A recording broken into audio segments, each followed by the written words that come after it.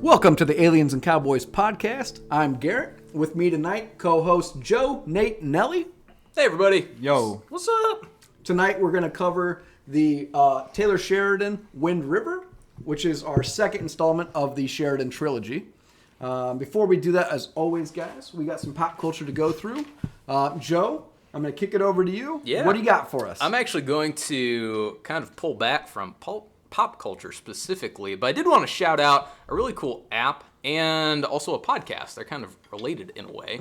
So podcast, huh? Podcast. I don't know if we what allow are we that. doing here? Yeah, are we name dropping? Do we allow pods? cross promotion to other podcasts? I don't know. We're gonna do it though. No, I thought this was a really cool concept though. So there's a YouTube channel called Tabletop Minions that I've been watching for a while now. As some of you listeners might know, I like tabletop gaming. Just got into Star Wars Legion, so I'm working on building my armies, painting my armies, all that kind of stuff.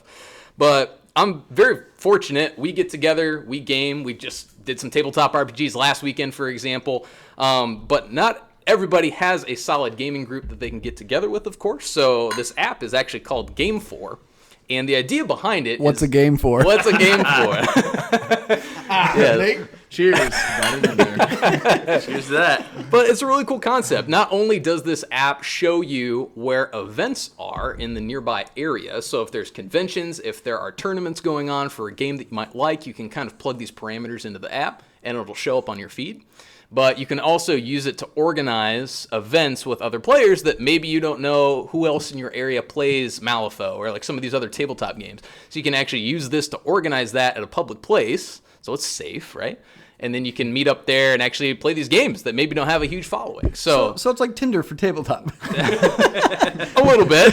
Okay. I would say it's a lot more wholesome than Tinder.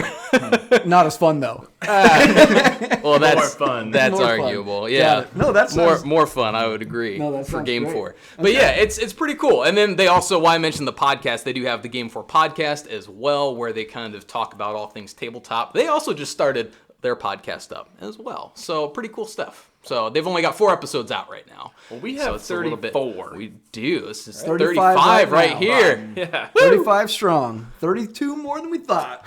Yeah, there you go. But I just thought it was a really cool concept. So if you like tabletop gaming, board games, check it out. Game 4 app.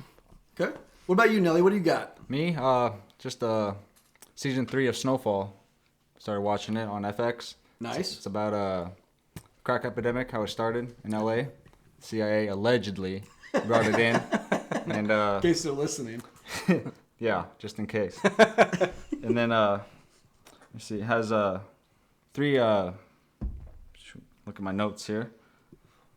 Story follows 3 different characters. A young kid gets into the drug game, trying to move up the ladder, and then let's see here. And the CIA operative who he's doing an off the books mission to supply the Contras in Nicaragua going on in the 80s. Allegedly. Allegedly, that's So, right. Season 3 just started about, I think it's 3 episodes in. Okay. So pretty good. Nice crime drama. Gotcha. Yeah, and I hadn't even heard about that until Yeah. you mentioned it right Yeah. before the podcast. So that's Pretty cool. good. I'd recommend I'll have to check that out sometime. Yeah. All right. Nathaniel? Yep. So I watched Wind River last night.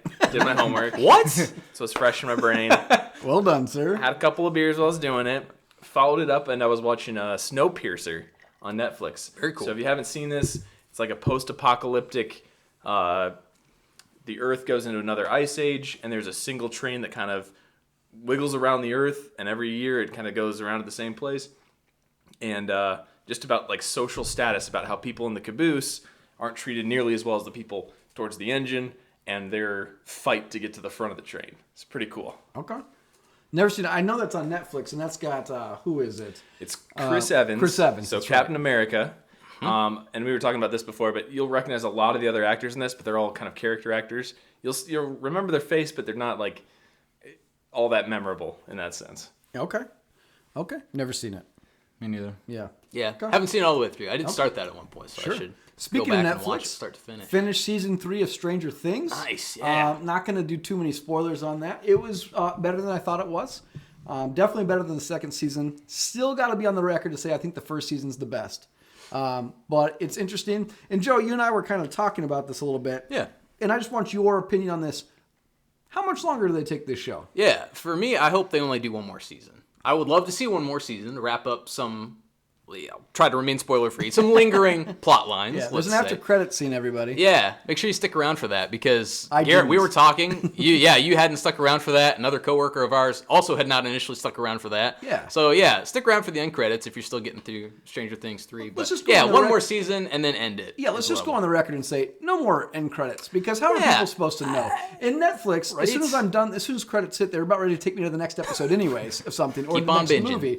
Right. Yeah. So let's not do end credit scenes anymore. And it's not an incentive to sit there and read the credits. No Right. one sits there and reads the credits to be like, oh, that guy played this. No, they just sit there for the end credit and they just Right. totally disregard giving That's such a- the credit for the people who are in that movie. Yeah, It's such a Marvel thing that they really ruined it for everybody. Because and it's really annoying for the movies they don't put the end credit scene and you sit in waiting for the end Waiting credit for scene. it. Yeah, I think there just needs to be a decision that everyone collectively decides on that MCU cornered the end credit scene, and they're the only ones that can do it. You hit the end credits in the theater on any other film outside of the MCU, you can go home. Yeah, It would be absolutely. funnier to see like a little disclaimer after the movie ends, like there is no end credit scene, and then they start scrolling up for everybody else and see who stays. Yes. So Exactly. bad. No, but Stranger Things, I agree with you because I'm getting to the point where you can't really open a gate, close a gate, open a gate, close a gate, open a gate, close a gate, and think that that's the same story over and over again. And so Yeah. if the fourth season turns into something like that, fine. But I've seen that story now 3 times. Exactly. They can only kind of recalibrate that and show us that series of events again so many times. And I think they've done a pretty good job of keeping it interesting each time. But yeah, if it goes past season 4 where it's more or less the same end game, I guess you could say, Yeah. it'll start to drag on. So Yeah. hopefully the Duffer Brothers have one more season left because I do want a 4th season, but I want it to end at season 4. So I looked the Duffer Brothers up last night while I was watching this, and I realized that they had written episodes for a show called Wayward Pines. You ever seen it? I've never seen it. I've heard of it. I want to say there were 2 versions of this. I believe there were 2 versions. It could be wrong. It could be the same version with Matt Dillon. It was a show that was out a couple years ago about some kind of people, like a family or a guy, basically crashes his car out in the middle of nowhere, wakes up in this town in the middle of nowhere, and there's definitely some conspiratorial, like Lost type stuff going on, kind of like some Stranger Things stuff going on. Interesting. Really interesting show. I don't know how many seasons it went to, and again, I can't tell if it was an original show and they remade it with Matt Dillon, or if Matt Dillon was like they canceled it and picked it up type of thing. Gotcha. But I do know Matt Dillon starred in it. It was okay. It was interesting, but it's very much, you could tell it's in that same vein as the Stranger Things show.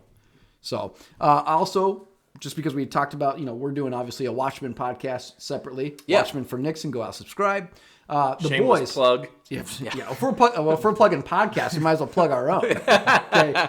But the Boys on Amazon. I watched the first episode of that, and it's pretty interesting. Carl Urban's pretty impressive. Interesting to see where they'll take it. Didn't know what to expect. A lot of gratuitous male nudity in that to make up for all the non-gratuitous female nudity. That's what people are missing these days is more male nudity. Yeah. Well, equality. And, just the sheer violence of like the story of a group of superheroes that are obviously horrible people from what it can, you can tell. Right. And it's kind of interesting. So again, only 1 episode down. There's only 7 episodes left. So I'll probably knock that out by the weekend's end. And I'll come back next week and kind of give you an update. But Sure. It was interesting. I'd recommend it for a lot of people out there. So you guys should too. Yeah, I think I'll It check might it be a out. homework assignment. Yeah. No. Anything else to add, guys? Not for pop culture. No, Oh, nothing on my end. Okay. Well, let's get to it. Wind River, Taylor Sheridan's 3rd movie. This was his final installment of his original trilogy. Okay. He wrote this movie, of course, and this was his first film he directed. So where he wrote Sicario, which we will cover in a week or two, and he wrote Hell or High Water, which we covered last week, but he actually directed this movie too. So you can tell because he also directs and obviously writes Yellowstone. Very similar landscapes, long shots, wide-ranging, arcs of like the entire background, as much of nature as he can get into it. Yeah, his movies are beautifully shot. Great. They're Especially this one in particular. Yeah. I really, really found the landscapes to be quite breathtaking. So It does something for the setting too, or just like the mentality of like how alone all Yeah. these characters really are. Yeah. And how they have to be self-sufficient in Very that true. respect. definitely. They alluded to that like a bunch of times throughout this whole movie. Agreed. It's a major theme throughout. Well, let's do a brief synopsis. Anybody want to give us that? I feel like I stumbled through last week, so one of you guys can helm this one. I just got the nod. Well, you From watched the it last. Modelo across the table You over watched here. it Shoot last from the night. hip here, Nate. All right, and fresh. Wind River. You start to follow Jeremy Renner's character, who's a hunter for like some federal. He's a wildlife- U.S. Fish and Wildlife. Yeah, Like fish a and game wildlife. warden, right? Or something? Yeah. So the setting is in Wyoming on the Wind River Indian Reservation, and he's almost accepted as a part of this tribe, but he protects the people and the livestock in the area from predators. And what you kind of come to find out is there have been multiple murders and rapes on this Indian reservation that have gone unsolved. In this particular case, an FBI agent is sent out to investigate. This is Elizabeth Olsen. Yep. And it kind of ensues with kind of the politics of the federal government on an Indian reservation and kind of what rights they have and what they can and can't do, and just kind of the limited resources that they have to actually get involved and solve the case. Yeah. Absolutely. Am I missing anything? I don't know. Nelly, anything to add on that? No, I think you did pretty good. 10 out of 10. Woo, 10 out of 10. Listen, we don't give 10 out of 10 on this Yeah. podcast. Sorry, 9.5. There's always room for improvement. 9.5. Okay. How about first thoughts on either watching it for the first time or rewatching it, Joe? Yeah, this was my first time watching this one. The only one of Taylor Sheridan's movies I'd seen previously to us doing this is Sicario, which we have not covered yet. So Hell or High Water, last week it was the first time I'd watched that. Wind River, this was the first time I'd ever seen it. And just like I was kind of ranting about how great Hell or High Water was last week, Wind River is that much better, in my opinion. It was an amazing movie. I really enjoyed it. From Jeremy Renner and Elizabeth Olsen's perspective in terms of their characters and how they portrayed those characters, I thought the acting was really great. I really enjoyed seeing those two share the screen together. But the supporting cast I thought was really great too. There were a lot of people, I'm a fan of Longmire, so Yes. a lot of the same actors actually that are in Longmire portray characters in this show as well, or in this movie as well, which I thought was pretty cool. Soundtrack, I thought that was eerily fitting. I thought it was really spooky where it had the wind effects that would kind of go through and then the soft singing in the background. So that was, I think, a really great soundtrack to kind of set the mood. From Jeremy Renner's character as well. His name's Corey in the movie. And I like how he kind of treats this like he would treat just another hunt. So he's like a tracking real a predator. predator, Yeah, He exactly. says So- that too, I believe. yeah, he does. To Jane, I yeah. believe he does, yeah. So I thought that was, a really cool characterization of him. He almost comes off as preachy, but not quite, I wouldn't say. He's got a lot of words of wisdom throughout the movie. I would say, like, he's always giving a lesson to someone, whether it's his son, whether it's Martin, one of his friends, which I'm sure we'll get to that plot point later. But he's always got something that he's kind of passing on, wisdom that he's learned that he's providing to others. And I thought that was a really cool part of his character, too. So overall, phenomenal movie. If you guys listening have not seen it, do yourselves a favor and go out and watch it. It's a very serious movie, by the way. There aren't It is. maybe one thing that I laughed at in this movie was at the very beginning when he goes to the Indian reservation and his former father-in-law is not wearing pants in the middle of winter. Oh. Did you guys catch that? He's just wearing long I didn't, underwear I missed it. and he was outside. Yeah, that's about the lightest tone that this movie takes the whole time. Yeah, that's a good thing to shout out, because once again, for people who have not seen this movie yet, it's pretty dark. So Great movie, gets you thinking, Yeah. but don't go into there thinking that you're going to have a good time watching this. Definitely not the comedy that Hell or High Water had. Absolutely. Yeah, first half of Hell or yeah. High Water's got some pretty comedic moments in it. Yeah. Yeah. There's a few good quotes on this one that I'm sure we'll get to. But Yeah, they were yeah, definitely. pretty funny, I thought. Yeah. Yeah, they've got some moments in there. Absolutely, yeah. A little bit of moments to break the tension, but yeah. What was your thoughts, Nelly? My thoughts? Well, this movie, I mean, you recommended it to me. I'd never seen it before. And Netflix, then I thought it was overall, like Joe was saying, overall good movie, good acting. Thought Jeremy Renner did a good job along Yeah. with what's her name? Elizabeth Olsen. Olsen. Yep. Yep. And just overall good movie. And recommend it. So this movie is a movie I actually saw in theaters. Didn't mean to. Not like an accident, but one time my fiance and I were looking to go to a movie, and literally there was nothing out. And hadn't really even heard of this movie, but we just saw who was in it, right? Jeremy Renner, Elizabeth Olsen, read the synopsis of it and thought, we'll give it a shot, right? Great movie. I mean, it really is. It's a movie that is, it's a great murder mystery in a sense. Like, if you boil it down to it, it's kind of a murder mystery, right? It's one of those, who did this? Yeah. And so that's, that brings you it brings you in an element of things you don't get in, normal murder mysteries, right? You get a huge Native American presence in this movie, which is obviously a Taylor Sheridan trope. You also get, you guys mentioned the wilderness, the background, the landscape that this movie takes place in. Brings such an element to this movie. It kind of, from the time that they find the body of Kelsey Chow, who is Natalie Hansen. Yep.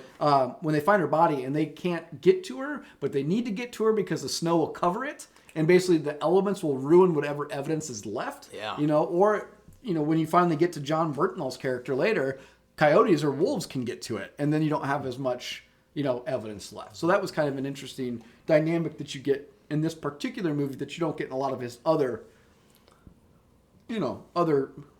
movies or even just other murder mysteries. Yeah, I agree. So Maybe they're more for like entertainment at that point, to where they're less like true to its nature of like the way of life. yeah.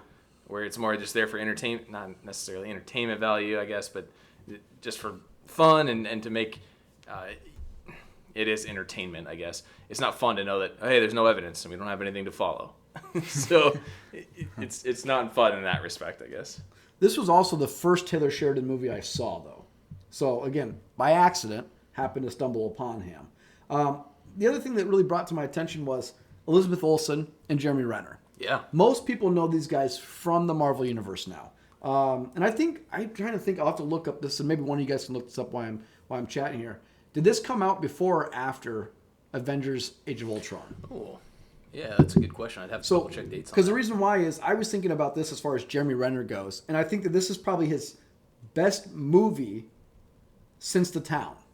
Like, as far as acting goes. I wouldn't say Hawkeye is a superb acting job. I wouldn't argue that his Captain America or his Mission Impossible movies are great acting. Arrival, pretty solid. But this was probably his best performance since The Town. Gotcha. The Hurt Locker was pretty good. Have you seen that? Yeah, no, it is. But that But came you're out talking prior about- to this. Oh, you're But I'm talking saying about- since he did The Town in, I think, 2010, Gotcha, yeah. this was probably his best performance because he kind of has these ups and downs, right? Yeah. He's like that borderline movie star. He is a movie star, but I don't know if he has enough to pull you to a movie theater for him by himself. Sure. You guys agree with that? Disagree with that?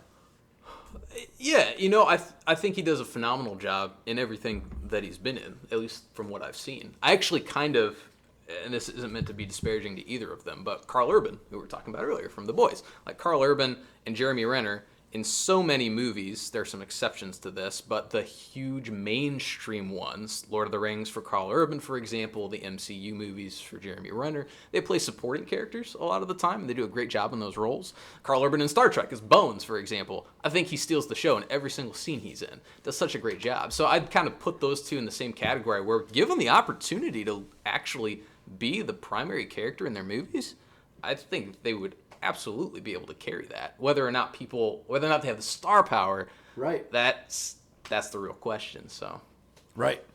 The other thing is, with this particular movie, it kind of opened up. This was kind of a introduction into Native American culture and film. And I don't mean to say it's like the first time running into Native American culture, but it's so prevalent in this film. And I watched this before I saw things like Longmire, Yellowstone. Yeah. So I know Longmire existed, probably before this, and Yellowstone's around now. But really, it kind of speaks to Taylor Sheridan's use of Native Americans in his film and representation. And again, I think that you'll see a lot of characters, again, through a lot of his movies, right? Gil Birmingham has been in Hell or High Water. Yep. He's in this. He's in Comes back in this. Yellowstone. Obviously, there's not a lot of crossover in Sicario because it takes place on a totally different area as far as the border goes.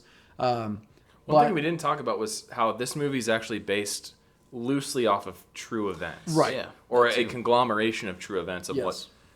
what actually occurs on Indian reservations. Yes. Yeah, and very true. I mean, There's that like part a at lot the of end there. unsolved cases of missing girls. on Exactly. reservations. And I'm doing us a disservice. I should have written it down. Maybe one of you guys did, but it gives you kind of just a brief couple facts at the very, very end of the movie that are very sobering. Yeah, for- I did not write that I down. know- But we I could sh- definitely yeah. find that real Yeah. quick here. That no one accounts for. The demographics of missing Missing women Native is American not for counted that one. with Native American. So Exactly. I've got an interesting thing I was reading. I think this is on IMDb actually. So they're talking about how jurisdictional rights occur on Indian reservations because technically it's sovereign Native land. American. Yeah, it's sovereign land. So let's see if I can find it here. The Supreme Court stripped tribes of the right to arrest and prosecute non-natives who commit crimes on native land. If neither victim nor perpetrator are native, a county or state officer must make the arrest, but they're not on the land when it occurs, Correct. right? If the perpetrator is non-native and the victim an enrolled member of that particular tribe, only a federally certified agent has that right to arrest him. But the case must still go to a federal court.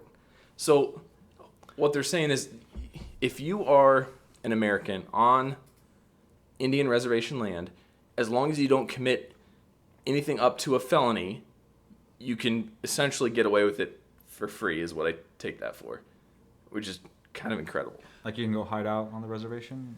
kind Well, of, like or- you can, well, anything that's not considered a federal crime, you can commit it on that land and So essentially take get away something with as small as like a public urination, you know what I mean, or a public intox. it.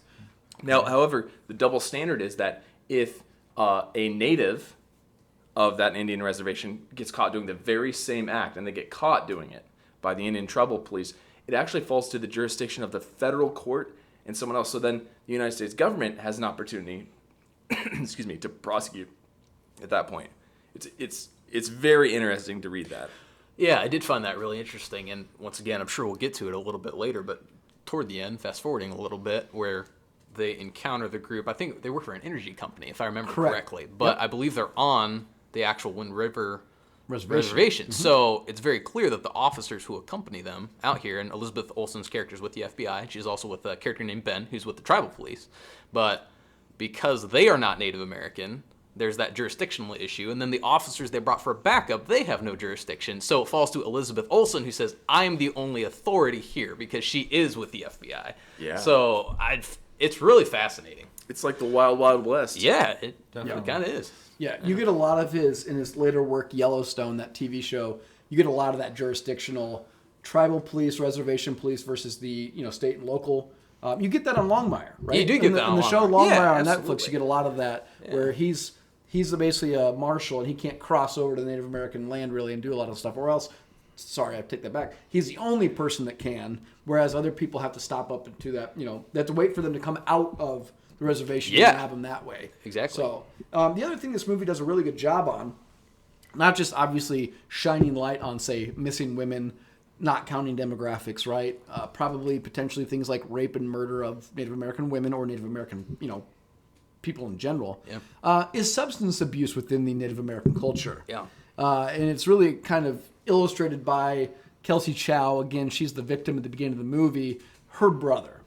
And her brother and his friends are basically just doing nothing in life, just doing drugs. Tweakers. And Yep. right. And it kind of shows the impact of the drug problem that has been on Native American reservations. Mm-hmm. So I think it's easy for us. Let's be fair. We're a couple guys here. We don't know what it's like Native American reservations, but we can assume that he is pretty respectful. Taylor Sheridan has lived on reservations. He has worked with reservations. I'm assuming he's being very respectful and accurate to the actual material.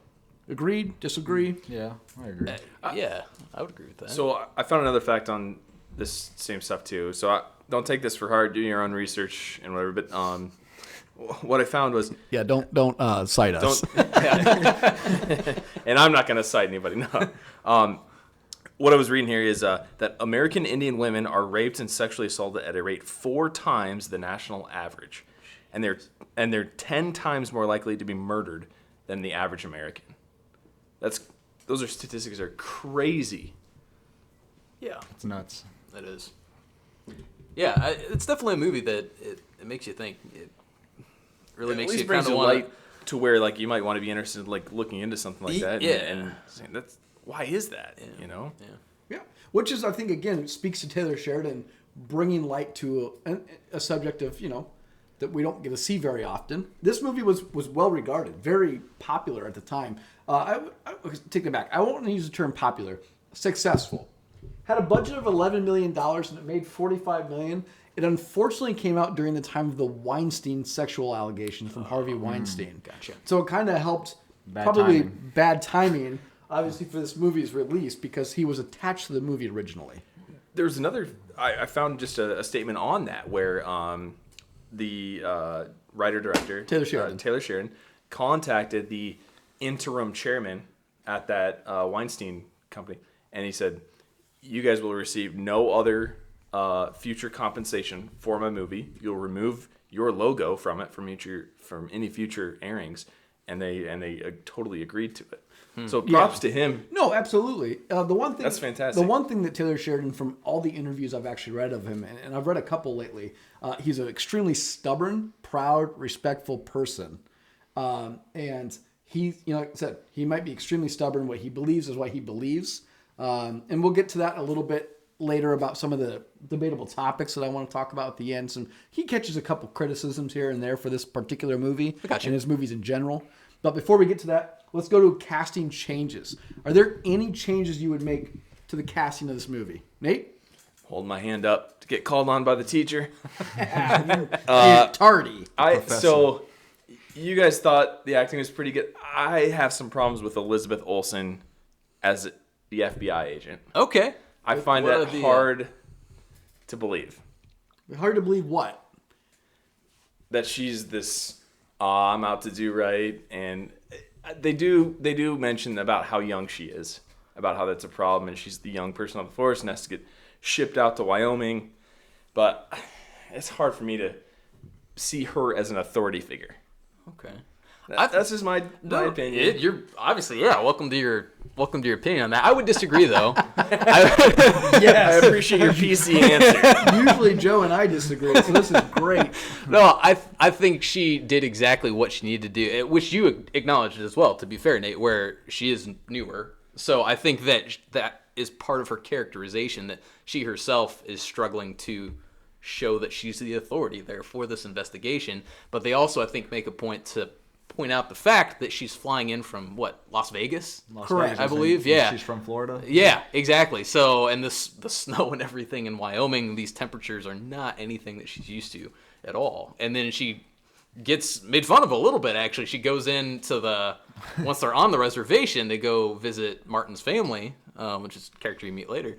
And she doesn't have long underwear or anything. She's not prepared in the slightest for this. So I think they do a great job with that, showing that she is someone who's trying to do right. She's trying to do the right thing. She's trying to show that she's capable, but she is kind of underprepared at first, but also rises to the challenge by the end of the movie, where things really start to go down. So that's a good point. I do like that fact where they go, the body's 5 miles up the mountain river. She goes, all right, let's go. And he goes, you'll die wearing what you're wearing right now. Yeah. Like, she doesn't understand the elements that she's actually in. Well, or like the social aspect of how the dynamics of the Indian tribe and the federal government. And well, let's be fair. She represents clearly a cutout for the average person. The average person would not know how to survive in that element. Right? She is coming from Vegas. That's obviously, she clearly didn't pack for this type of weather because she didn't know what to expect. Right. She is a junior officer, and she makes the point that if she's not here, no one's coming. Also so she's only here to try to make it a murder, which the coroner can't do, because that way we can't get anybody else to investigate it. that scene was really interesting, Right, too. yes. Also, I like that scene a lot, too. I agree. Yeah, I just wanted to correct myself. I had said when they visit Martin's house. I believe it's when they visit Corey's in-laws. I don't Yes. think that the long underwear getting ready scene was in. Oh yeah, when they got the snow pants from the. Yes, from that's. grandma. I believe that's from his in-laws. Yeah. That's not from the Martin's place. Well, But anyway, but moving on. the other thing is, like I said, she is the metaphor, basically, or the stand-in for the audience. And even though she might seem at times that she's kind of helpless, that's one of the criticisms he gets, which I'm going to broach later, is that she is kind of helpless. But the reality would be, I think a lot of people would be in the situation of not knowing the element, knowing the culture of what to do. I think the point is that she's there trying to do the right thing, right? And she's open-minded to trying to observe and adapt to that standpoint. But yes, she doesn't have a clue. Right. But no, I mean, yeah, and that is a fair criticism of her character, but that ultimately is her character, and that's why you need Jeremy. Like, here's the thing: if she knew what she was doing, she doesn't need Jeremy Renner. Right. So reality is, we need Jeremy Renner in this movie because he's the one that's going to basically be her tour guide along the stops here. Yeah. So you have to have somebody in that sense. So my question is, not only do you maybe not like the character Elizabeth Olsen's playing, how about Elizabeth Olsen's acting? Fine. Okay. It's good. Okay. It's believable. Okay. I have no, negative things to say about it. Other than that, I think she plays that character as best as possible, I think. Okay. How about anybody else that you would change out? Anybody? Any changes? I don't got any. Renner? How'd Renner do? I thought Renner did amazing. Yeah, he did good. Yeah, what I thought might be interesting, and obviously you lose part of the dynamic between someone who is obviously not Native American versus the actual tribal police and everything. So I think you'd lose a little bit of this, but I'll think Lou Diamond Phillips is awesome. So I was, if you can work his character in there, be it as Martin's role. I mean, I think Gil Birmingham does an awesome job, but like have Lou Diamond Phillips in there. But I also considered, what if it was like Lou Diamond Phillips who was Corey? Like I said, you lose some of that dynamic. Clearly, I understand that, but I thought that could have been interesting. Another thing that came to mind: have any of you guys seen Godless on Netflix? I have not. That show is amazing. You guys Godless? Godless, yes. It's Never 10 heard of it. episodes. It's Western. It's phenomenal. There are a lot of people, a lot of actors in that show that I was seeing for the first time, and they all do a phenomenal job. So that cast across the board is phenomenal. The reason why I bring this up is because there are two actresses from that I wanted to shout out here as well. Michelle Dockery, who plays a main character on that show, as well as Merritt Weaver. But I thought it could be interesting, to your point, Garrett, of instead of Corey being a male, being Jeremy Renner, if they had cast a female in his role. I think it would have been. I think that could have been interesting too. Agreed. I also think the interesting dynamic. I want to go back to your Lou Diamond Phillips playing Jeremy Renner's role. Sure. Because I think that would have been interesting. Because the other criticism he gets is that Jeremy Renner plays the white savior. Okay, gotcha. Okay. Yeah. And that white man saves the day, and this is a Native American story. And the idea would have been that, a Lou Diamond Phillips, a Zahn McLaren, a guy that I thought would have been amazing in this movie. Too. Yes, he would have been awesome. So Zahn McLaren is in Westworld Season 2. He's in Longmire. As well. And he's in Fargo Season 2. And he is a phenomenal actor. Super good. Great character actor. I think it would have been a very interesting dynamic if instead of just Jeremy Renner telling her how to basically survive the cold and the elements, if you had a Native American counterpart to explain the culture. I mean, you get him to explain the culture because he married into the culture, but he's still an outsider. Right. And he always will be. And that's something Taylor Sheridan does a really good job of, is anytime there's a white person married to a Native American, they're considered outsiders in the story. He does a really good job. But I do think that would have been a very interesting dynamic. I think I'd rather have the character Jeremy Renner's character be a Native American more than I'd rather have him be female. Okay. I think you have a strong female lead in Olsen. Yeah. I don't think you need a second one. Not to say you can't have him. I just think the Native American would have been a more interesting dynamic. Sure. Nelly, your thoughts? I'm lost because Lou Diamond Phillips. Remind me, who is he again? Young Guns. He's in Miss well. Congeniality. Oh Isn't my. it? That's No, not that's him. Benjamin. That's No, Benjamin it's Bratt. not. Yeah. Benjamin Button? I like how you had that one ready, Garrett. I was just like, no, that's Benjamin Bratt. Yeah, he's great. Yeah, No, you had that's the a gun good, pointed yeah, at me the that's whole a compliment. time. You had that ready to just like, no, that's this guy. okay, this No, is- but he's from that's Young why Guns. that's why I'm the teacher Longmire are the most two recent things I've seen. Stand him and in. Deliver. I remember seeing that. Okay, So, yeah. yeah. But he's a phenomenal actor. He's also great in Longmire, which uses and kind of has very similar themes at times. to Very what much this so. one A does. lot of crossover over themes. For sure. But I think that the other thing is, I was going to say, as far as a casting change, I think just adding Zahn McLaren to the film would have been phenomenal. In some way, yeah. Well, the actor who plays Ben, who's the tribal police officer, Yes. that he plays the villain in Longmire, and Zahn McLaren plays kind of the head tribal police officer in Longmire. So, yes, it would have been cool to see some of those other actors in Well, there. and I'm glad they kept Gil Birmingham. Gil Birmingham has been in, obviously he was Hell or High Water. He was Alberto. I think it's Alberto, right? In Hell or High Water? Alberto, Yep, you're correct. That's and Gil he Birmingham. plays the main antagonist in the Yellowstone show. What plays so- the antagonist? The main antagonist. Oh, interesting. yeah. Okay. So, I need watch to that. watch. I'm glad they kept him around. So Well, that scene. There's a lot of scenes in this movie that are hard to watch, but he's kind of very stone-faced when they first go to. It's Gil Birmingham's character Martin. It's his daughter Natalie who is raped and the murdered. victim. The victim. Yeah, exactly. So he kind of tries to remain as stone-faced as possible and tries to keep it together. When Elizabeth Olsen kind of comes in to meet them for the first time, and then Jeremy Renner's character Corey, who's a friend with him, who's gone through actually something very similar. You find out, Right. Just the door shuts and you hear him breaking down on the opposite side. That's well, and it's interesting too That's because hard you to see Elizabeth Olsen wants to speak to the wife. yeah. And he says, "Yeah, go ahead." He's like, "Whatever, outsider." Then Ben tries to say, no. Yeah, Yeah, exactly. don't Like, do it. this Well, is- this is and- a cultural change. Yeah. And she tries to say, like, why aren't you responsible for your own children? Right. And he says, she's 18, she's an adult. And she says that she's barely a child. And then he makes the same quip right back at her. Right. He's like, I'm not going to tell you what you do. Right. Yeah. You're barely not a child. Yeah, but that's the interesting too. To the again, not to say that cutting is a cultural attachment Yeah, I to was Native wondering if that Americans. was a culture thing or she was just that upset that she was just. No, but I think it's just. I think it's a known that substance abuse is rampant in the Native American culture. That's for good reason. Not to say it's negative reason, but I can't speak to the cutting part. But the idea was, hey, outsider, you're not listening to me. Go ahead, walk in there. That you can see what you want to see. You're old enough, And it was interesting because I think at that time she realizes she's in the wrong element. I mean, Yeah. she's in the wrong element, outside with the weather, but she's in the wrong element culturally as well that she doesn't understand. Yeah, for sure. Joe, I think you had mentioned this about Renner being preachy, or his character being a little preachy. Yeah. And when they have this conversation with, what's his name? Gil Birmingham?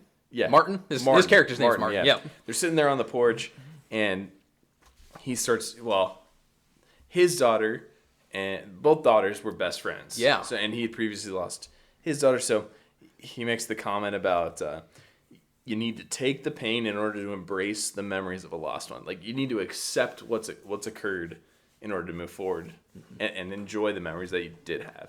Yeah. That's a hard, tough, emotional moment Yeah. in that movie. It'd be It a hard is. pill to swallow. Yeah. Yeah. Absolutely. I mean, Yeah, there's because you there's can a lot of keep denying moments. it and just not accepting it, and you just can't cherish the memories that you did have because you just keep refusing to acknowledge what's occurred. What about John Bernthal? So obviously he's Bernthal. Bernthal. Bernthal. It's pronounced Bernthal. the way it's spelled. We had this conversation before the podcast. Burn. Bernthal. Thal. Yeah. Bernthal. Yeah. I'm just gonna call him Punisher. Yeah. Okay. Rightfully so. So interesting that he kind of pops into this movie. Yeah. Pops in a couple different movies. Yeah, he's in Sicario, too. He's in Sicario. Yep. He pops in the movie Widows for less than 30 seconds. It's a good one. Directed Steve McQueen. It's the heist movie. Oh, yeah, it came out last year, right? Yep. Yeah, earlier So- this year, maybe. Say Steve McQueen? Not the Steve McQueen you're thinking of, but Steve McQueen. Okay. All right. Okay, different Steve McQueen. Anyways, what about his role in this movie? Because he's kind of a more well-known actor at this time, in a much lesser-known role. Almost, you would think he would be like the main antagonist, one of the security guards that becomes like the villain. Interesting dynamic. Just thoughts on that. Was he needed in this movie, or do you think there could have been somebody else? I mean, that's one of the reasons I watched it when you recommended it because Jeremy Renner and John Bernthal. Oh, fans, okay, and cool. Then Yeah. when I saw Bernthal. Bernthal. And then when I saw what happened to him, I was like, ooh, Yeah, it's not quite a role for him. pretty brutal. But Yeah, could someone else have played that character? Yes, but I think John Bernthal specifically does a good job of. He's obviously a very imposing person. So in the flashback sequence that they do show, you believe that he is a threat to these other guys when he's obviously trying to defend Natalie. So I don't know. I think they cast him well for that. Yeah. Okay. You know what that reminds me of is Bryan Cranston when he was in Godzilla in the 2014 version of it. How he was in like every scene of that trailer. Oh, Spoiler alert. He's in maybe the first 30 minutes, and then he's not there anymore. Oh, really? But he was the main draw to that movie. Right. Like Sam Jackson in Deep Blue Sea. He lasted a little bit longer. He was eaten by a shark. Yeah. No. Okay, let's go on to. I don't really have one, but let's do best quote. We go, yeah. Oh, go ahead. Back to the scene Nate was talking about it when he's talking to Martin on the porch, and then Martin says, towards the end, he's like, "What are you doing with the Fed?" And then he says, Corey, Jeremy Renner says, "I'm a hunter, Martin. What do you think I'm doing?" Stating that he's hunting the predators that did this crime. Yeah. So I thought that was pretty cool. Yeah. Okay. I like the ending of that scene where he's like, "Do what you're gonna do then." Oh, You know, and then he just like leaves it at that, and don't come back until it's done. Yeah. That's cool. Okay. Let's do best quote. Yeah. Go ahead. Want me to go ahead? This is shortly after, so there's a variety of characters. I know it's hard to keep track of them all as we're talking through this, but this is after they bust. Really, it's Chip is his name. It's Natalie, the victim's brother, and the other druggies that they bust through and kind of arrest. And it's Jeremy Renner shortly after this point as they're kind of rounding everybody up. And he says, "You don't catch wolves where they might be. You look where they've been." And kind of to your point, Nelly, where he's treating this, as we addressed, as to hunt for him. You know, he's trying to hunt down a predator, and that's what he does for a living. I think this speaks to that. Not only is it just kind of a cool quote, but I think it's a powerful moment for his character. It's just like you can tell that he knows exactly what he needs to be doing to be most effective to solve this. So that's my favorite quote. Mine was that same. I think it's the same scene. Okay, that you're talking gotcha. about. Yeah. Where he's kind of interrogating. I think it's Chip in that car. In the car. Yep, that's Chip. Yep. And he starts talking about his substance abuse and that sort of thing. And Jeremy Renner's character says, "I decided to fight the feeling because I thought the world would win." Because he's talking about, just he can either face the demons that he has control over, or just face the world as a whole. And he decided to take control of his life, essentially. Yeah. Which I think at the end it kind of alludes to that his son contacts the father later on, says, "I want to meet up and talk with you."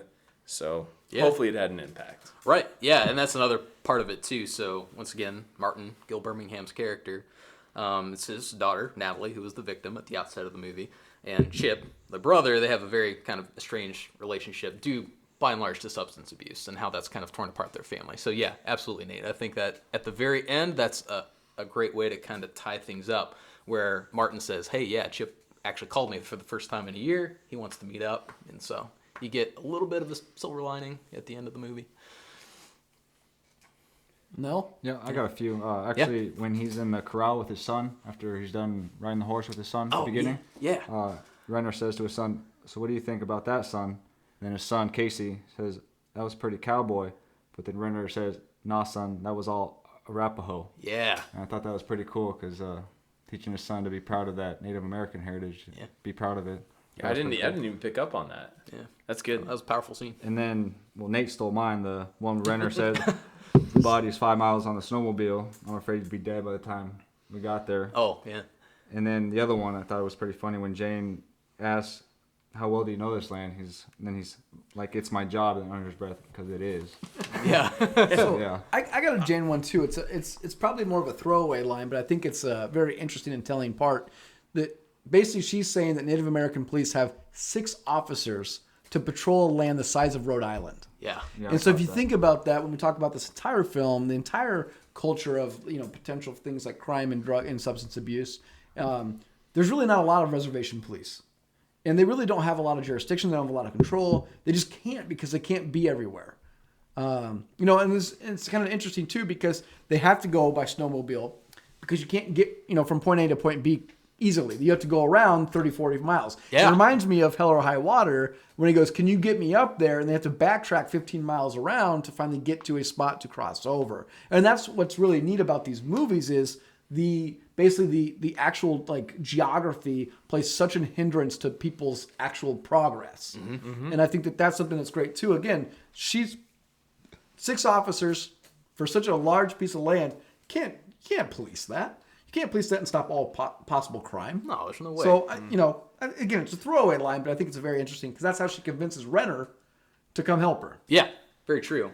I also had a couple honorable mentions. They're really, I found this movie to be very quotable, by and large, due to a lot of those words of wisdom that we've kind of been talking about that Jeremy Renner's character has. I've got one too if you don't steal it. Okay, cool. Well, hopefully I won't steal it. Because Nate stole the earlier one. Yeah, steal it. The first one I had was just where his son is running down the stairs when he's picking up his son. He's got his BB gun. His BB gun's facing outward at him. And Jeremy Renner, Corey, he kind of tries to slow him down, and he advises him, a gun's always loaded, even if it ain't.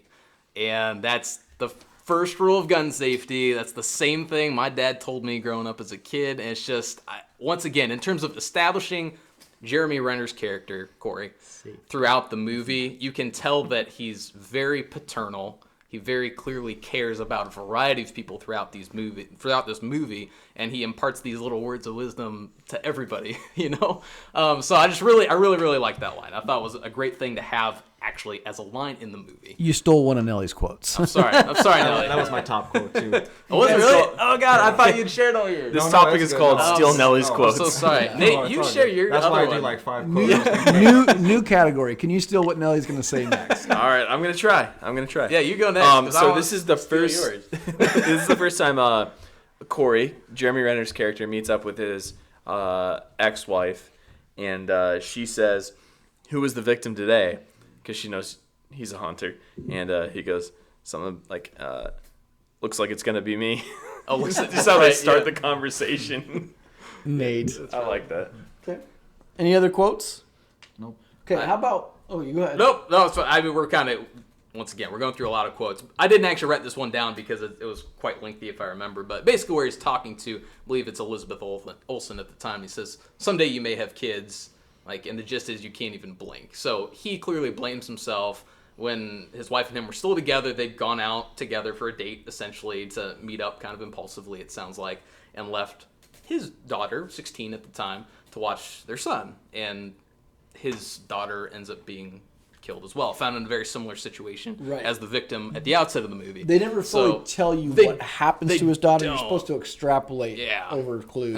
But anyway, so that little monologue he has as well, where he's just kind of telling Elizabeth Olsen that, hey, someday you may have kids. If you do, you just can't even blink. It's just one of those things. I think it resonates with parents probably that, you always want to look out for your kids and do what's best for them.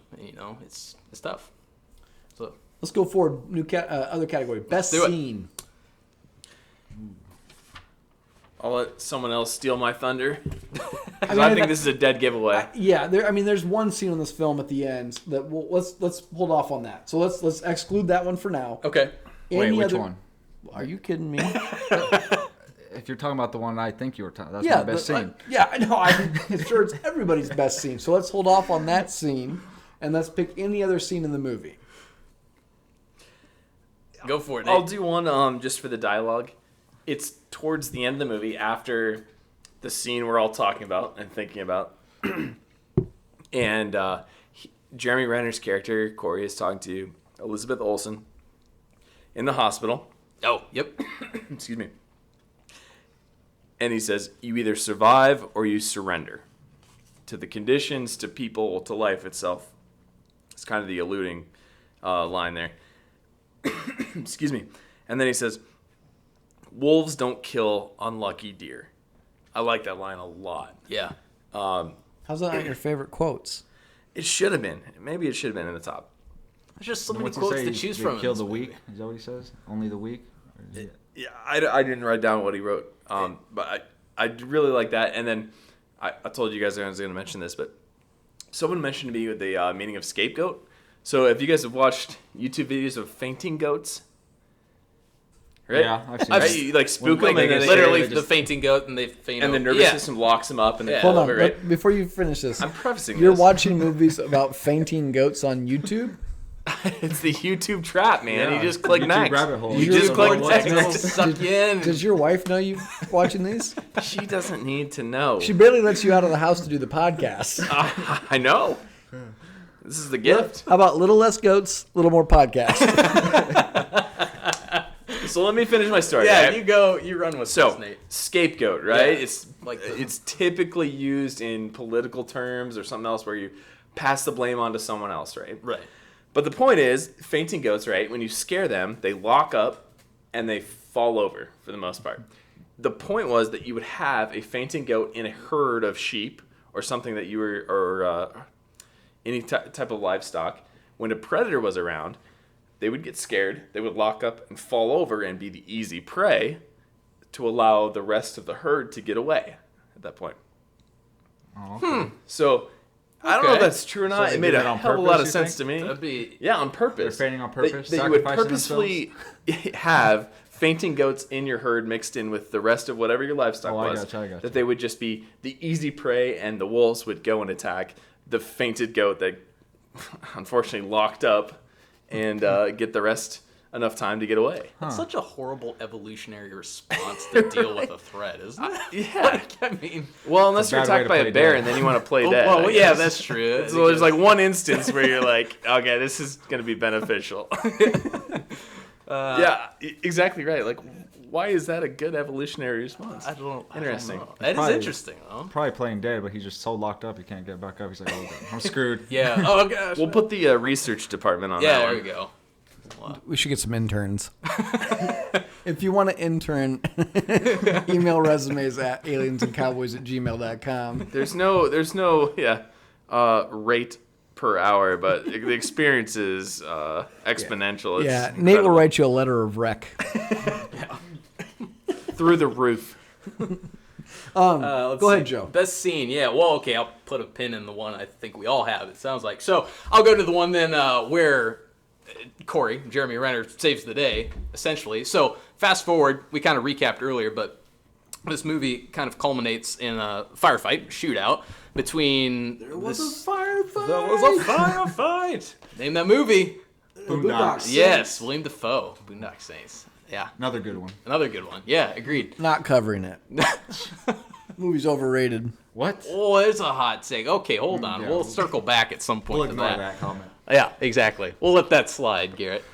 Slide. No, still repeat it. Overrated. Okay, we'll circle back to that because I'm not going to touch Boondock Saints here today. But anyway, so this movie kind of culminates in a big shootout between Elizabeth Olsen's characters there. She's with the FBI. Local law enforcement. Ben with the tribal police is there. They've tracked down the killers they work for an energy company that are on the reservation. And firefight ensues.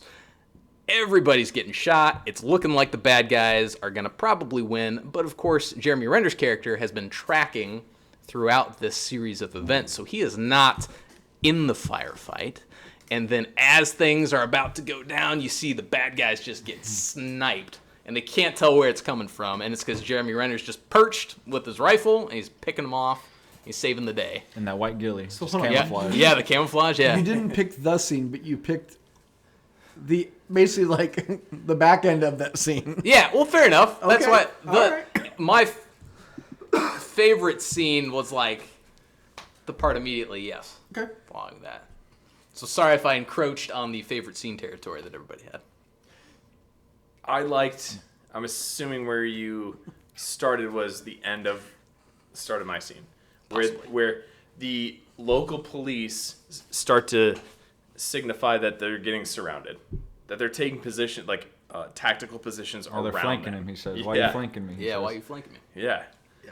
The amount of tension that's built up in that scene is amazing. It's crazy that nobody shot at that scene. Like, so many guns Yeah. drawn. So I want you to pin that scene because again, we'll talk to you about it in a few minutes. But I want you to pin that scene because when we talk about Sicario, what I think is the most like anxious scene one of the most anxious scenes I've seen in a movie is the border scene in Sicario where they're coming back from Mexico with Yeah. the prisoner Oh, yeah. on the highway. But this was obviously I'd say close second, but really solid. Taylor Sheridan does an awesome job here. Yeah. He's directing he's got the whole gamut on him. All right, Through now, and through. best Awesome. scene besides, and you don't have to have one. Is there a scene that stands out to you? I guess I can go to the most cowboy scene. Well, hold off on that. No? Well, then no, I don't So got one. I'll tell you. Fair enough. No, I mean, I get it. It's fair. Everybody has the same scene, Yeah, right? no, There's an it's all amazing good. shootout in this movie where Yeah. basically everybody dies. Yeah. It's kind of like Reservoir Dogs. But, and I'll come to that in a second. But I think one of the most important scenes in this movie is there's a conversation that Elizabeth Olsen's character is having with the coroner. And basically, she wants it to be listed as a homicide, and he can't. He can't list it, or like a rape, basically. He wants to be able to list it a specific way, or she wants it listed a specific way, because with that, she can investigate it, she can get more troops here, more resources here, but she has to have this classification. And this guy just simply cannot say the cause of death is homicide. Right. You know, and I think that goes to, it's a technicality. It kind of is a metaphor for basically just kicking someone while they're down, kicking a culture while they're down. You know what I mean? It's a metaphor for basically just systematically. I don't think it's done in a negative way. I think he's just It's- upholding his medical standards to say. But that's the point, though, is Right? she's saying it's a technicality, though.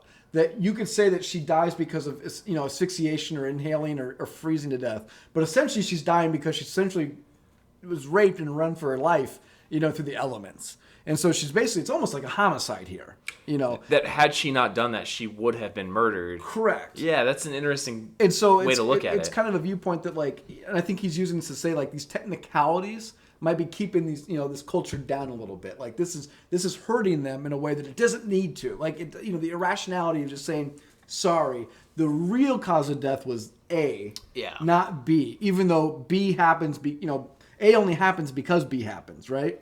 So I thought that was a very interesting scene because it also goes to show you Elizabeth Olsen's character, although out of her element, does care about this woman, that she's never met. And she wants to fight for this woman. And I think that that's something that shows great strength to her character. Because to be fair, she's weak for the most part the rest of the movie. Except for, She takes a shotgun shot. She takes a shotgun blast right to the chest. All right, Nate, let's get to it then. The scene everybody wanted to talk about. Yeah. So, obviously, Elizabeth Olsen and Ben, they locate essentially the security protocol, security detail, I should say, and on the, energy company. Mm-hmm. They're basically saying, John Bernthal's character, Matt, has been missing. He ran out, he fought with Natalie, and he went missing. And they basically try to locate one of the security guards. And as they're all walking up, you start to see the different dynamics between the security, the reservation police, the local police, and everybody's like, why are you flanking me? Everybody starts drawing their guns, and it comes to a big standoff. They kind of lower tensions a little bit, right when the guy inside the cabin basically shoots through it with a shotgun, nailing Elizabeth Olsen. And everybody just starts shooting each other. It's incredible to think these are U.S. citizens working for a company on an Indian reservation, but they think they have more authority to do whatever they want, more so than the local authorities just outside the reservation. How about the fact that she's an FBI? The one FBI agent, the tribal police officer, chief officer. Well, it's crazy to think the power that they think they have. Yeah. That's nuts. No, I was gonna agree with you. Like, Elizabeth Olsen is able to pull rank and talk that situation down, which I think is a very important part to her character in this movie, that she's able to do that. Now, obviously, the firefight still ensues a short time later. Was a firefight. So wait, you're saying the shooting is your best scene? Yes. No, because that's not what. That's not what That's I not had. your favorite scene? No, No, that's not. No, yeah. that's not mine. What? Mine's, I guess, technically after the. Yeah, mine's after too. Is yours the sniping? Mine's before. No. Mine's after that. Mine's towards where they chase him down. Takes the dude up to the mountain. Yeah, Pete. Yeah, Takes him to the yeah, mountains. that's my and favorite then, scene too. Yeah. with the boots So off. we thought did not all everybody- have the same favorite I thought scene, everybody had the same technically. favorite scene. Well, I didn't. Mine think was you- before. Yeah. Yours was during, and these two were after. Or after. I picked the one where Jeremy Renner's sniping because that scene's awesome. But I like, count that as are walking. you counting up- that entire sequence? as Not to the taking the guy to the mountaintop. Okay. I take the time walking up to Jeremy Renner saving the day as one scene. Fair enough. Okay. Fair Okay. enough. Okay. Am I wrong? I'm don't disagree I'm with you on this necessarily. one. I'm with you on this one. I'm just saying. Then there was a miscommunication Yeah. between I mean, how it on was the a good same scene page too, we but are. not at as work. good as the last one. I Yeah, think. I would agree. Like a 9.5 and a 10. That's the difference we're talking about. I forgot. I was gonna make a point. I forgot what point I was gonna make. I It's all figured good. you would have liked that scene because you're all about revenge. I and how do he- like that scene. How he but lets him run off and then gives him hope. I like that barefoot. I like that because there's a comment though that Jeremy Renner makes at the beginning that says, they're like, how far do you think she's been? And it was about like 2 miles away. And he made the comment that she's a fighter. And I think that's something interesting. He kind of points 6 out to the guy. miles. 6 miles. 6 miles sorry. barefoot in the Yes. snow. That she Yeah. goes, how far did she get? She's like, farther than you're going to get. You know what I mean? Like basically saying that this guy is nowhere near her character Yeah. or her fighting spirit. And I think that was interesting. Totally. Well, let's talk about that now. Then, if that's cool. Go ahead. Like that scene. Take No, it away, your- Nelly. your Yeah, scene. because we have same scene, I go think. ahead, For go yeah. ahead. No. Okay. Yeah. So at the end of this firefight, there's one guy that gets away. Elizabeth Olsen, very wounded at this point, kind of collapses under the trailer. She gets off a few parting shots. This character's name is Pete, and I have to tell you, the character of Pete is the just most despicable person I've hated seen him. brought to screen in quite some time. Yeah. Like, you just hate this guy's guts. So Elizabeth Olsen gets a few parting shots off on him, but he's still able to kind of make it into the tree line. But, I mean, Jeremy Renner's there. There's no way this guy can get away from Jeremy he Renner. ain't getting far. So, yep. So Jeremy Renner smacks him with the butt of his gun. They wake up at the top of the mountain. And it's there, yes, like you were both alluding to, Nelly and Garrett, where in terms of how far Natalie, the victim that kind of set these events in motion, she was able to run 6 miles barefoot in the snow in sub-zero temperatures. It's funny when he pulls the blanket off his shoes. He's like, "Where's my boots? Where's my My boots?" boots." He was freaking out. Yep, exactly. Yeah. So Jeremy Renner has also removed his boots, and his toes, his feet are completely frostbitten. Oh, yeah. It's gross. And the entire point of this scene is Jeremy Renner sits him down, says, "Hey, I'll let you go." It's eerie how calm Jeremy Renner is in this scene, which is part of why it was one of my favorites as well. But he sits him down. He tells Pete to let him go if Pete tells him the truth. So So just gets him to confess to everything. Yep, exactly. Gets him to confess to everything. He stands up, turns to walk away, and he says, "I'm a man of my word. Told you could go, but I bet you won't make it 600 feet." Mm-hmm. And so Pete takes off running, and sure enough, drops. Like, Knowingly, he knows that he's gonna die, just like Natalie did. Yeah. The running in the cold air just makes you drown in your own blood, and yeah, that's it. bad way to go. I like that he doesn't record it like in a lot of shows where you're trying to get it like a confession. Oh, He doesn't gotcha. care about that. He knows it's not worth even recording anything. Well, no one's going to find this guy. He's not Yeah. gonna get found. I think he even says that to Jane. I think when she tells him to go look for him, or he tells her he's gonna go look for him. He's like, "I'm not bringing him back." I think he says. Yeah, you're absolutely right. Yeah, that's when he's kind of trying to perform some field triage a little bit and get the blood Oh, yeah, that's right. stemmed. Yep, you know, yep. yeah, but you're totally right, Nelly. It's in that scene where he's like, Yeah. "Yeah, I'm not bringing this guy back. You need to understand that." And then same thing with Martin, the father of the victim. He basically alludes to the same thing. Like, you do what you got to do to make this right. So yeah, it's also it's a brutal scene. There's a lot of brutal scenes in this movie. Well deserved though. Yeah, definitely. I think up to this point, though, in movies, and I'll say specifically the shootout, I don't think I've really seen a movie like that, where everybody just pulls a gun and just starts shooting like crazy. Yeah, Out of such a misunderstanding. It seems very realistic though, right? It is, Yes. but it's such a Like you're misunderstanding doing it out of fear. of like jurisdiction, fear, obviously encroachment on, I guess maybe it's unbelievable. I do have a hard time thinking that the security of the energy company would be that masculine, that much like, oh, we're going to pull out guns right away. Maybe I'm wrong. I think they did because they know they have jurisdiction over the. I agree. They can't. The reservation police can't go near there, Yeah. and so they obviously. But once they realize there's an FBI agent there, Yeah. Yeah, exactly. So- But I totally agree with you, Nate. Something that I really, really admire Taylor Sheridan's writing, directing in this case, is I don't think he really glorifies the violence. Like, the violence happens, it's fast, it's, I think, probably pretty realistic compared to a lot of very stylized action movies. Like, he's not trying to glorify this. This is something awful that's happening, and it's chaotic, it's scary. I mean, I think he does such a good job of that. The firefight in Hell or High Water at the end, the firefight in this movie. I mean, he does a great job of the Sicario highway. the highway scene. Yeah, we'll get to that when we cover Sicario. Yeah, It's I love that. Like, not everything is a headshot, Right. Sort of situation, right? There's a lot of collateral damage and that sort of thing.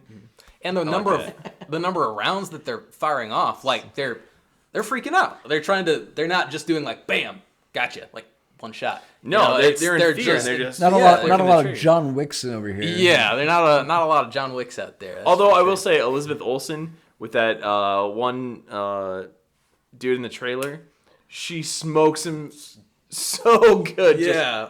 dead set killer John Wick style. Pop, pop, pop, pop. Drops the clip, flips in another one. Yeah. Got him. What's interesting in that though is that then the Indian tribal chief officer comes in and he goes, the nearest ambulance is an hour away. He's dead. Yeah. Yeah. Like, don't call it in. It's a waste of time. Right. Again. That's crazy. Speaks to the elements. Yeah. Okay, let's move forward here. Let's do. I think our next category is item or advice you'd give to one character. Yes, indeed. I got one. Yeah, go for Yeah, it. yeah. Yeah. For Jane at the scene at the trailer, Yeah. where they're at the door and then they get pepper sprayed and then they, all blind and Oh yeah, with the drug dealers. yep. Yeah. Yep. And then she gets up and then she's vision all blurry and then she goes in, can't see anything, and that'd be my advice not to go in there without any backup. But luckily she made it out there okay, which goes into that was my cowboy scene with her going in there. Oh, just, mine too. yeah, Yeah. Nice. just going in there and All right. with that blurry vision, and it just takes him out in the hallway. Just got it done. Yeah. Okay. Absolutely. Tots. Pass. Pass. Okay. No gift or advice. Give her goggles I got a question. Is there? against the tweakers. But then again, like that scene kind of came out of nowhere. Like, did. who assumes that dude is carrying bear spray in his back pocket? Let me ask this question. And is there any way that Berthnall's character and Kelsey Chow could have got out Did of you say Berthnall? Bernthal. Burn. Bernthal. Thank you. Bernthal. Burnt ball. Bernthal. We're never gonna let you live that down. Bernthal. Okay. Is there any way they could have survived that? And what I'm saying is there any way that escalated if you just would have said, we're leaving? Yeah, I don't understand why they killed him. Honestly, in the trailer, why didn't they just beat him down? Well, Because they know they could probably get away with it. They're all just out in the wilderness. and that- they Well, I get rid of the suppose body. he's a witness to the rape, right? Because he wakes yeah, up. that's true. Right. And sees it, and that's what Yeah, sets him sees off it, and now he's a witness takes- to it. But tackles I'm Pete. just curious. Was He's there kind of a any loner. way for him to just because at first they come home, they're drunk. Any way for him, and I'm not blaming him. Let me put that out there. I'm not blaming Bernthal. Close enough. Who knows how far that town was? Because Right. she did say, weren't they supposed to be in town or something? Right. Yeah, they were supposed to be drinking in town. I'm or just something curious like if there that. was a way for him to just basically kind of ignore them a little bit longer, get her out of there, and deal with him when he comes back. Because then he probably survives. Possibly. Could have. I mean, we don't know how you're the weather assuming was there's no outside incident. either. I know. I agree. Again, it's not to blame him. He's clearly the victim. She's a victim. right. I guess they could have tried to show that he was trying to escape, and then they tried to stop him, and then do all the harsh stuff to him. But Yeah, I don't know. Okay. I mean, I think he tries to he tried. de-escalate. He does say go or run to her. Right? Well, yeah, but that's when he's basically yeah. getting killed. Well, yeah. but Yeah, I mean, I think he tries to de-escalate it at first. And it's very clear. Yeah, 'cause Once again, Pete. God, I just hate that guy. Well, so he calls much. out to his But- commanding Yeah. officer, Yeah, quote quote, unquote, unquote. and says, "Are you going to get him or not?" And then he Trying to use attacks the him, chain and of then command. the commanding officer decides to defend Pete. Yeah, Yeah. I don't know. It's Okay. maybe I guess to your point, if he tried to de-escalate and then just straight up hey, she had her jacket on, just said, hey, get your boots on. He throws his stuff on, and they just push their way past. Initially, yeah, sure, maybe they could have just Yeah. been able to walk out. Who knows? Again, It's it's not putting blame on him. No, I'm just I wondering if there understand. was anything else he could have alternate done scenario kind of thing. to survive this, situation, and prevent her obviously from getting what happens. Any other gift, advice, anything like that? Yeah, and mine's, I guess, kind of also a criticism. Once again, the way the series of events unfolds, it's very clear who's the victim in the situation. But it's with the scene at the end, the firefight. They're able to de-escalate the first situation, but then they don't really do a whole. I would think that the officers, Ben with the tribal police, then they would have flanked. I know that there's the whole conversation where they don't have jurisdiction, they don't have authority. But everyone really kind of does let their guard down, whereas moments before they all had their guns drawn, like my advice would be to tell the officers to then in turn step back, have someone maybe up with, Elizabeth Olsen's character to provide immediate assistance, but like everyone else backs up a little bit. I can see Joe just been like giving like hand signals. And the guy's be like, "What are you doing?" Like, nothing. Turn around. But This guy's gonna stay behind you. Yeah, that scene frustrated me for a very similar reason that the sheriffs or the Texas Rangers from Hell or High Water kind of frustrated me at the very end, where it's like, law enforcement would be able to piece this together. Like at the end of Hell or High Water, I believe that they would have pursued that investigation further. Same with this. I mean, you have trained law enforcement officers that are on the scene. I would like to think that having everyone just have their guns drawn, they would reassess and kind of approach that a little bit more tactically than what they did. So, yeah. Okay. I know a couple of you said most cowboyish scene was Elizabeth Olsen going in the trailer to get Kelsey Chow's brother. Mm-hmm. Is that yours, Nate, or do you have a different one? No, that's pretty good. Okay. I don't know if I can top that. I agree, because that's obviously, I'm assuming her character to that point has not gone through something like that. Yeah, probably Might even not. be the first time she's drawn her gun, and probably the first time she's killed somebody. Yeah. She handled it pretty well, too. Nelly. Good. Okay. How about anything that doesn't age well?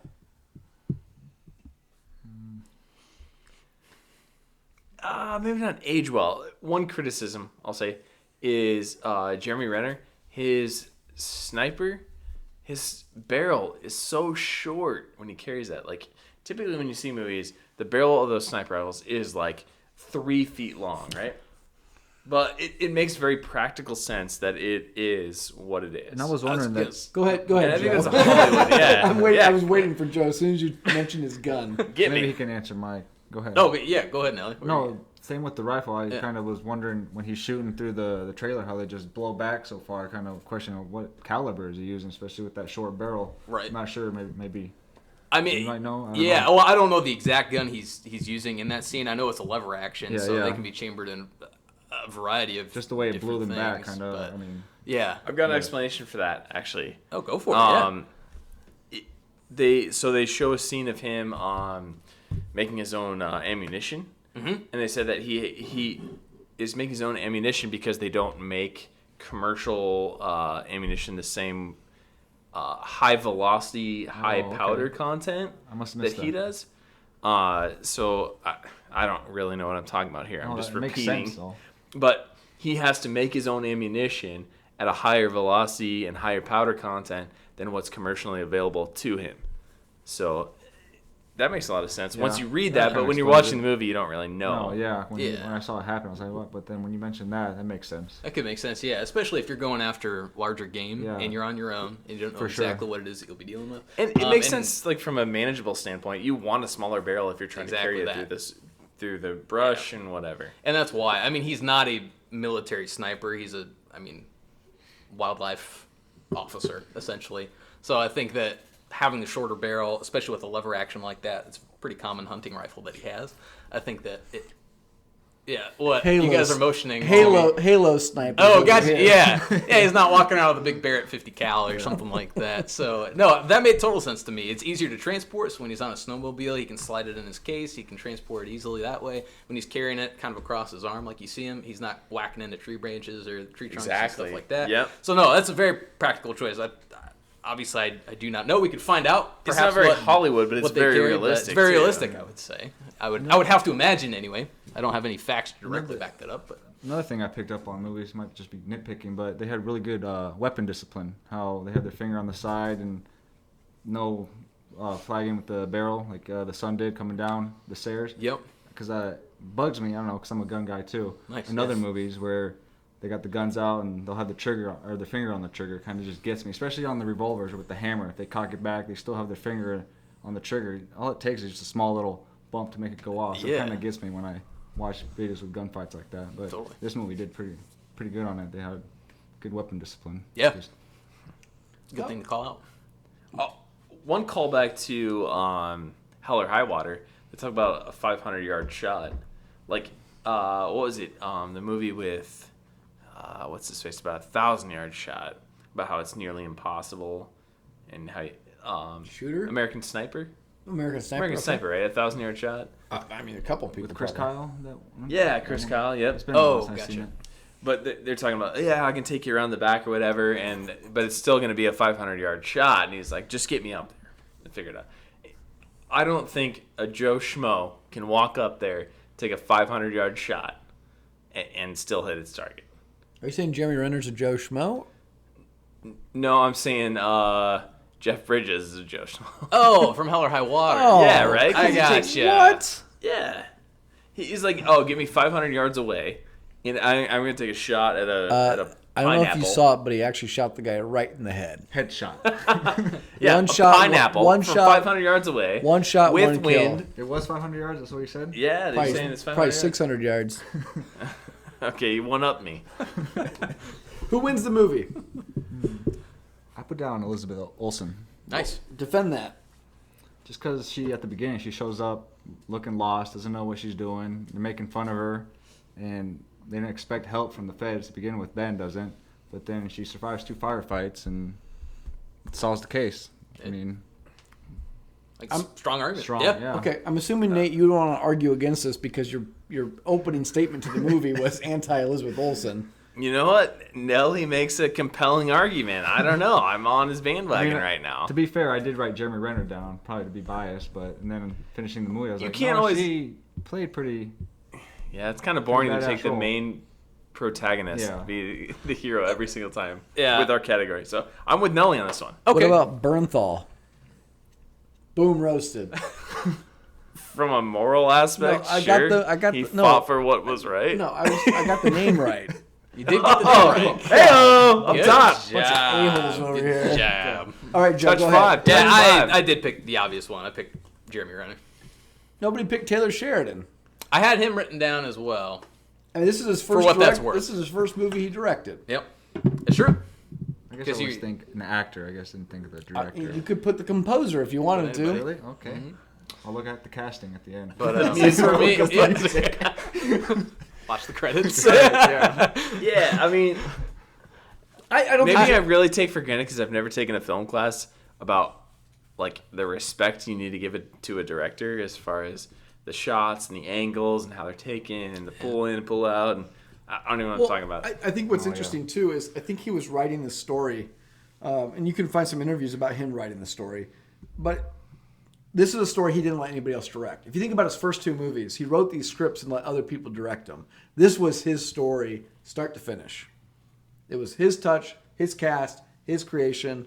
I think that's pretty impressive. Yeah. Could you imagine being a writer though, trying to pass that baton on to a director on how you should shoot something? Like, I'm assuming you have like little bullet points to be like, this is how you should do it, and like, I don't know how it works. Yeah, but they'll have like camera camera angles pulls written out, or but there's a general narrative. thing. Yeah, there's a little bit of a narrative, I think.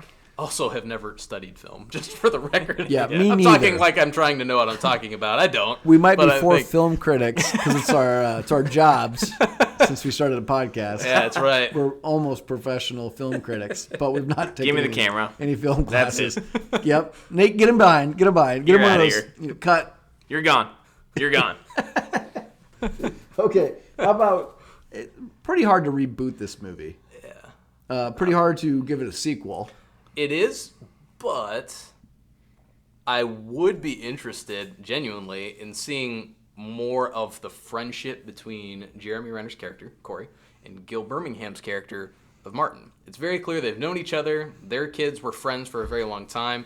And honestly, what came to mind as the credits started to roll, because that end scene is also fantastic, just between Jeremy Renner and Gil Birmingham, where they kind of sit down outside. That's also a phenomenal scene. I don't think we've talked about that. Actually, Nelly, maybe you mentioned that earlier at the very end, or was that you, Nate? But anyway, No, I just wanted to mention on that, it's just taking a few moments to get lost in your own thoughts and forget about the rest of the world. Yeah. I mean, you find him sitting on his knees at the swing set at the end of this thing, just trying to, like, I'm assuming just wrap his head around all the actions that have occurred at this point, and then have Jeremy Renner come up to him and kind of bring forth more information on how this whole thing ended. Totally. Well, and I think you have, obviously, it follows this up with the text that kind of pops up on the screen regarding the fact that there are no demographics for Native American women. That's kind of where it hits you, is right at the end of the movie, shortly after the scene we're referring to. But also, I found really powerful that Gil Birmingham's character, Martin, has, I think he refers to it as a death mask. I apologize if I'm remembering this incorrectly, but he's got face paint on, essentially. It looks like war paint of some kind. I admit I don't know the exact cultural reason. Call it the but death face. the death face, yeah, death mask. Because I think he actually is holding a handgun. I know he references that he was about to end it, or he was about to call it quits or something like that. Yes. And he got the phone call. Phone calls are never good, but this one was. Right. I believe he does have a handgun, and Okay. that's considered his death face. Gotcha. So that's pretty dark. So that makes that scene even more powerful then. Well, it's kind of funny because at the end of that scene, if I remember right, he goes, "Let me wash this shit off my face." Yeah, he does. And it's really sad because he even mentions that Like he was ready to die yeah, at that point. at that point. And then he also mentions that he doesn't even know if he did it right because he doesn't have anyone around to tell him how.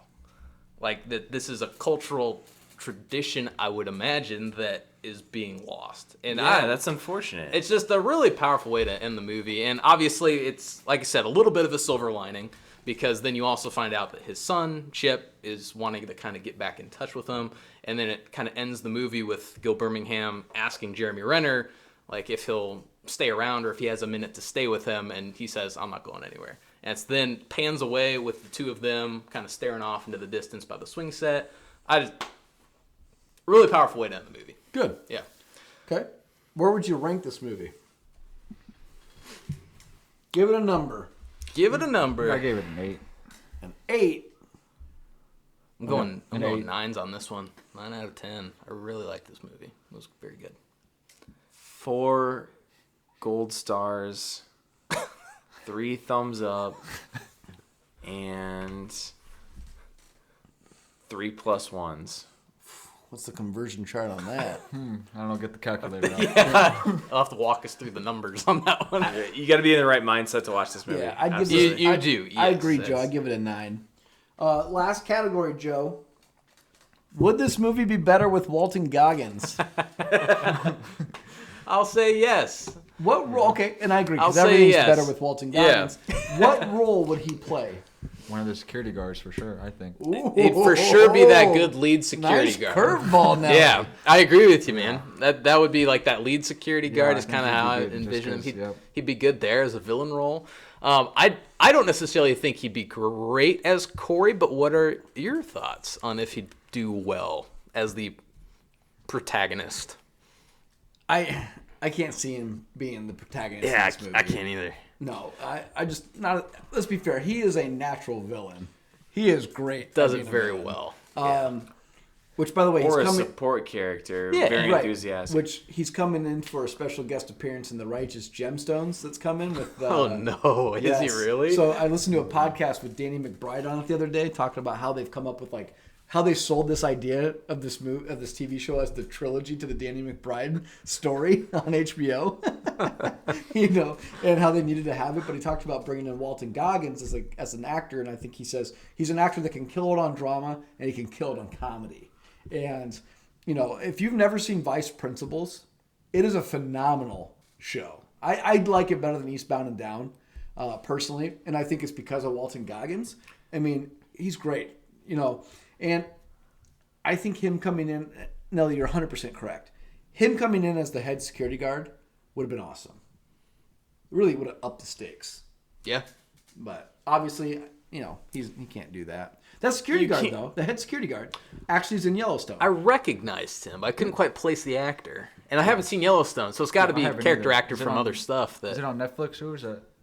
Yellowstone? Yeah. It's on Paramount Network. If you guys, if you guys listening really do enjoy this movie, his television show Yellowstone that stars Kevin Costner Yeah. is awesome. It is very much in this vein of Wind River. Not about murder mysteries per se, but about Native American culture bumping up against a white rancher living in the modern times. It's really good, and a lot of the same actors are in this. Kelsey Chow, who unfortunately didn't get a lot of play in this movie because she's the victim. She's a main character in this. Oh, okay. So it's I think his son as well in this is also a main character in this. So I mean, there's just a lot of crossover. It's really good. Gil Birmingham, again, main antagonist in the show. So really solid. I was just gonna say there's a pretty common theme in Taylor Sheridan's movies right now with the two that we've reviewed, right? Yeah. So there's Hell or High Water and there's Wind River, but both of them are very quiet, conservative protagonists, right? As far as Chris Pine's character and Jeremy Renner's character, and they're knowledgeable, they're capable individuals, but they just kind of keep to themselves, and what's right is right, sort of thing, and they just want their little slice of the pie and want to do what's right. They're not out. There's no greed, you know. There's some very common themes that are carried out, and when we do Sicario, that might be a little. That's a very different situation. No, Sicario is great. And I'll tell you, I'm excited for Sicario. As far as the political aspect. Yeah, so let's kind of broach the subject now. So next week we are actually going to take a week hiatus. Aliens and Cowboys. We're almost at a midway point for the year. Again, we never thought we'd get this far. So we're going to take a small break for that. We'll be back the following week with Sicario, though. And I'll tell you, Sicario is probably one of my top 5 favorite films ever. And it's one of probably the best movies I've seen in the last 10 years. I mean, it really is that good. And if you haven't seen it in a while, go out and watch it. We'll cover it in about 2 weeks. But it's phenomenal. And I think it's his best work. I think Wind River is better than Hell or High Water. But Sicario, to me, is hands down, it's on another tier. Like, it's not on the same plane as Wind River. It's even better. So, you know, that's my opinion, though. I think so far each of these has built upon like a whole nother layer. So Hell or High Water is essentially local, federal government, state government, whatever. And then you start delving into the Indian reservations and the political aspect there. And then Sicario, again, is a whole nother aspect with an entirely different country. Sicario was his first work. Sicario was interesting. Sicario was number 1. Wind River was number 2. Or sorry, Hell or High Water was number 2. And Wind River was number 3. Also, just I don't know if it's relevant at this point, but at the very beginning of our episode tonight, you'd asked about Age of Ultron versus Wind River, 2015 for Age of Ultron, 2017 for Wind River. Got it. So yes, this is so as far as Elizabeth Olsen, because this is kind of one of the first films I can remember seeing her outside of this. Whereas I've seen Jeremy Renner in SWAT. He's been in The Town. He's been in a lot of other Jeffrey Dahmer movie. He's been in a lot of other things. So, but any final comments, words on this? We probably went kind of long on this. Sorry, guys. Longer than we probably thought we would. Yeah. The longer the better. The longer the better. I like it. Again, just to let you guys know, next week, Aliens and Cowboys is taking a hiatus. Joe and I will get together next week. Yep. We are going to do the Watchmen movie. That is going to go on the Watchmen for Nixon podcast. So go out there and subscribe to that so you can listen to us. We'll talk about the trailer of the Watchmen series that came out a week ago. Yep. As well as, again, break down the movie. And then we'll be back the following week for Sicario. Nate, you had a question? I had a couple points I want to hit on. Oh, you want to sure. Okay, go ahead. Just about the prison industrial system. About they comment Just a couple points? well, first they comment about like how those individuals would actually prefer to be in jail for the 3 square meals a day. They have heat, they have cable, they have this rite of passage. Who would rather be in jail? The tweakers is what they're referring to. Ben in said this. that. Yeah, it's a rite of passage. You need to go there and earn your stripes, and you get free food, you get free heat, free cable. You know, you don't have to worry about anything. People tell you what to do. So that's an interesting point that they made for that one. One, I want to ride a snowmobile. I've never done that before. It looks sweet. I have also not done that, but the same thought crossed my mind when I was watching this as well. I was like, man, snowmobile. Need to try that. Big picture, just about sort of greed and power, and when no authority is available too. Like when you think you're on your own about how power corrupts and absolute power corrupts absolutely. I think that theme is carried on throughout here. And then also like the trailers at the very end, you see Elizabeth Olsen like hide beneath the trailer and kind of shoot from underneath there. There's no way you can insulate that trailer properly without having it closed off and insulated. Just being a realist here. As a pet peeve of mine. Way to overthink it. You're that guy. Okay. You're like that guy that says there's no way that Neo could have caught Trinity falling. or bolt. Yeah, pull the bullet out of her heart. I got one more thing. If you're Yeah, I'm just being nitpicky. Go ahead. just the trailer scene again when she stumbles into the trailer looking for the tweaker, all blurred out. Oh, okay, yeah. I don't know if you guys noticed the graffiti on the wall. What it said. I caught it the second time I watched it, but it said, I did not see what it said. No. "My heroes have always killed cowboys." So then I googled it, where it came from, and it seems to be a quote a lot of Native American activists use. It shows that rivalry between the white man and the Native Americans. Interesting. I did not catch that. That's a good one. Yeah, Thank good you shout for out there, bringing it Nelly. up. Yeah. Good catch. Let's end on that one though. Okay. So we've obviously gone long on this. I don't know what other Nate points Nate has. But again, done. next week hiatus. Watchmen for Nixon podcast. Yep. We'll have the Watchmen movie. We'll be back following that with Sicario, and then we'll obviously give you guys a rundown of what we'll cover after that. Go out there again. Hit the subscribe button. Give us 5 stars. Tell your mom. Tell your friends. To Does your mom listen, girlfriends. Nelly? No, unfortunately, no. No, my mom listens. She's like the biggest critic in the world. I get a text message all the time. It's funny. I don't receive any criticism. You do. I just don't tell you. I will tell you this one thing. Since I'm getting married soon, so we'll probably have another week off. One thing I want, my sister will be coming into town. I'm trying to get her onto the movie or onto the podcast with us. She says that she might consider it if we do the movie Pitch Perfect.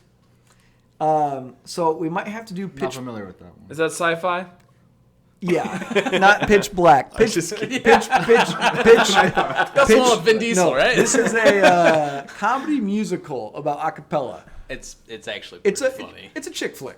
I'm down to fun on that one. Is that with the big blonde girl main lead? Rebel Wilson. Rebel. Yeah, she's in it. Oh, okay. But it's Yeah. Anna I haven't Kendrick. seen it, but I know. She's funny. So we Yeah. might cover Pitch Perfect if my sister wants to join the pod for an episode. All right. But Hey, a couple I'm on board movies, for that. a couple movies we talked about we'll cover in the future here. Obviously, we'll do a couple Star Wars leading up to the release of episode 9. Rise of Skywalker. We're gonna do the Goonies soon. Nate wants to do that. We're gonna obviously do Yeah.